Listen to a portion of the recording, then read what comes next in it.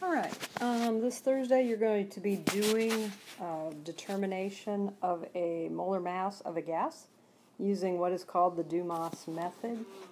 And so I drew a picture. I often draw a picture, but got a picture off. What you're looking is the setup of the lab. All right, so you're going to put a small amount of unknown liquid in that Erlenmeyer flask. And then you're going to boil the water around it. The thermometer is set up to where it's measuring the temperature of the water. Notice the temperature of the water. The thermometer is not put all the way down to the bottom, in which case you would be measuring the temperature of the hot plate, and you don't want to do that. You're setting that Erlenmeyer flask a little bit at an angle because it helps to see. You're wanting to submerge as much of the flask in the water as possible without the water ever getting inside the flask. The flask itself has aluminum foil around the neck, and a small opening with a pin has been pricked in the very center. So that is the setup, and what you're going to do then is you're going to observe little swirls of, I gotta get used to this, little swirls. You know how you see that in the summer, if it looks like vapor rising off of a puddle? You're looking at that. When that disappears is when the reaction will stop. So I wanted you to see, you're going to gently heat that water, so just really at just about a boil is all that you're going to do. Okay. All right. So here's the procedure for the lab. You're going to first get the mass of an empty, very dry, make sure it's dry, flask, the little piece of foil that you're going to secure around the neck. You don't have to secure it yet, but get the mass and the mass of the rubber band. Okay, then you're going to remove the foil, unless of course you just laid it beside anyways, and you're going to add approximately 5 milliliters of an unknown liquid.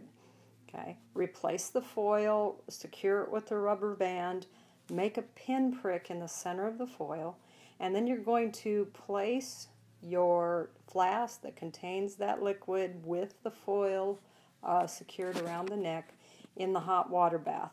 And then you're going to get at eye level with the foil and watch for the vapor to quit escaping.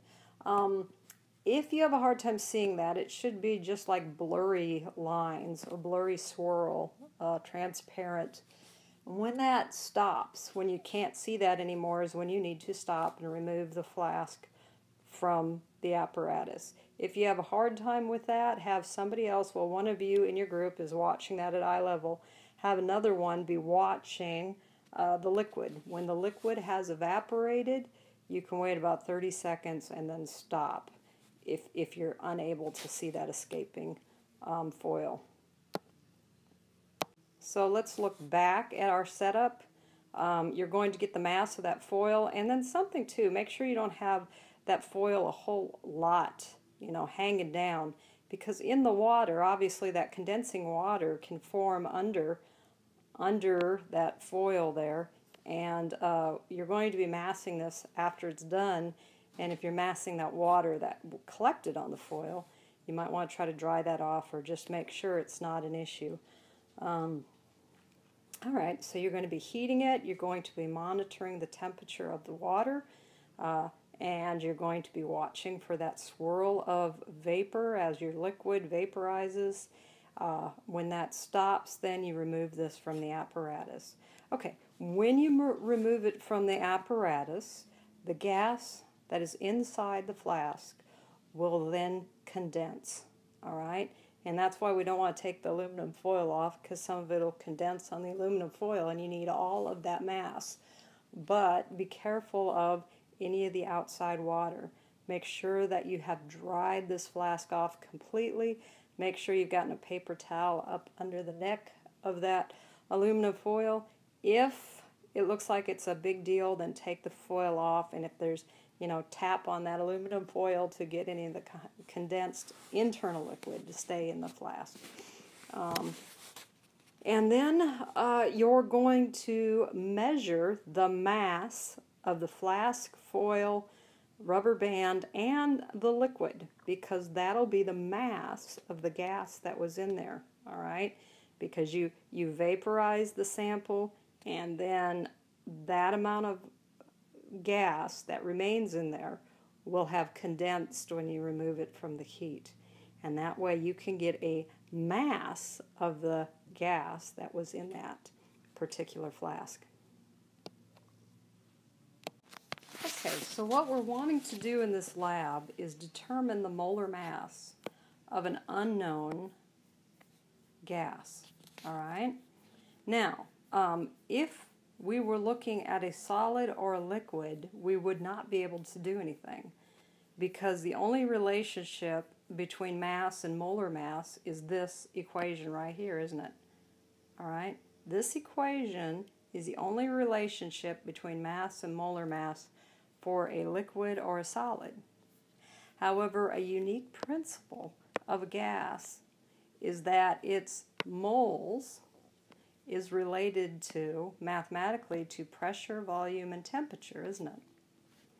So, if we substitute mass over molar mass right here, and we know the pressure, the volume, and the temperature, we can determine the molar mass. This is something that cannot be done with a solid or a liquid, but mathematically there is a relationship between pressure, volume, temperature, and moles, and we can exploit that relationship to determine the molar mass if we know the other things. Well, how do we get the other things? Let's look at them one at a time. First of all, let's look at pressure. All right, initially what's going to go on is as your liquid is evaporating, it's going to create a whole lot of gas particles. These gas particles are going to be exerting pressure on their container, because that is another property of gas, isn't it? They're in constant random motion. Their kinetic energy is tied to the temperature.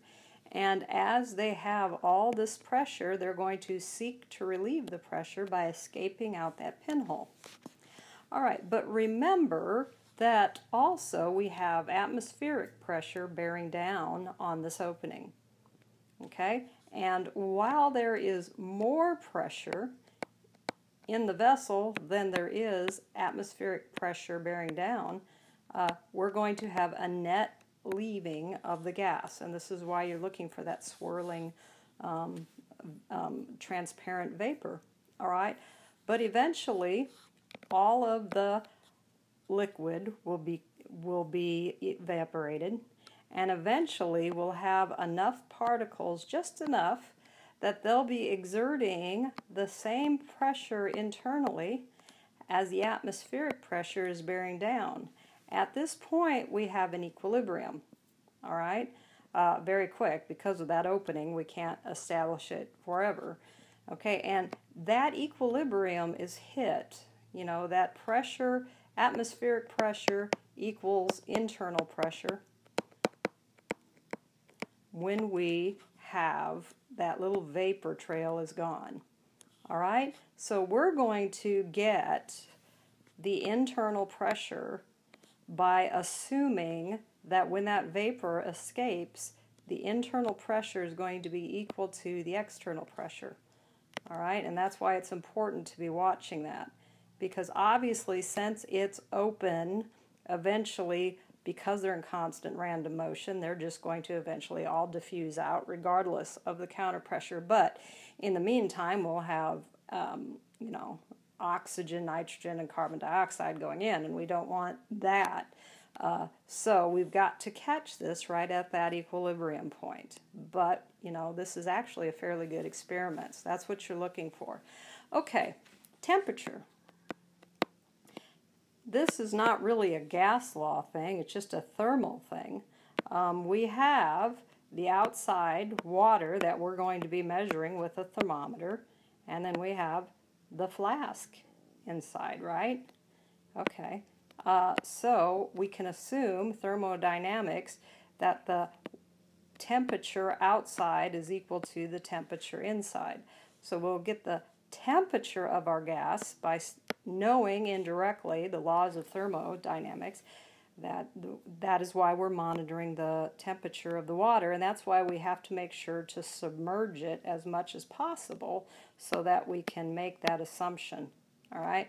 The more you have out, the less that assumption is going to hold.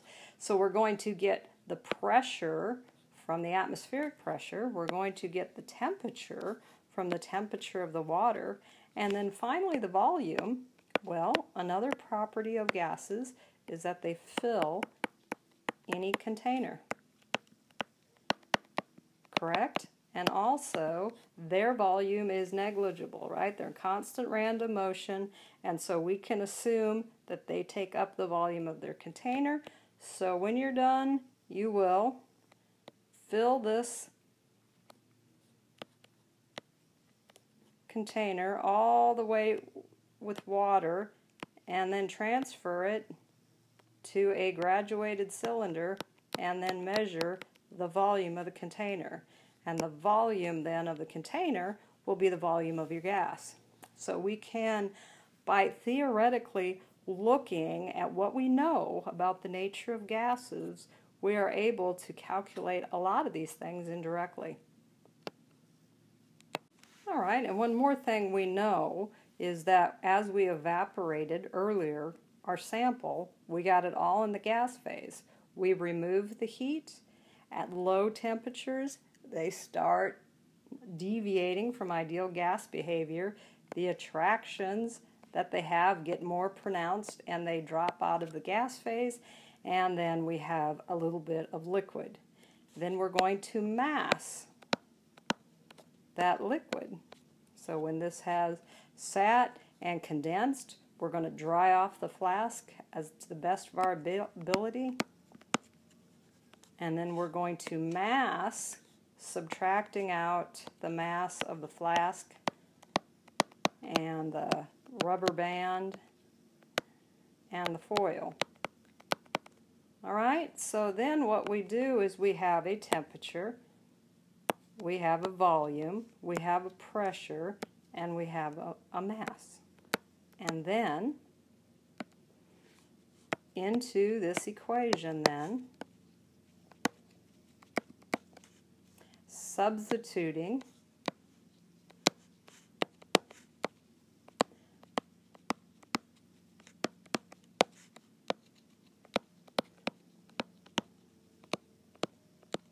we solve for molar mass. Okay, it's really cool. This is only possible because this is a gas. So we're exploiting the properties of gas, looking at their mathematical relationship in which they behave, and finding something that could not be done if this were a solid or a liquid. Look forward to doing this lab on Thursday. I just wanted to make sure that conceptually you understood why it works, and you will be asked to write about this in your lab report. See you later.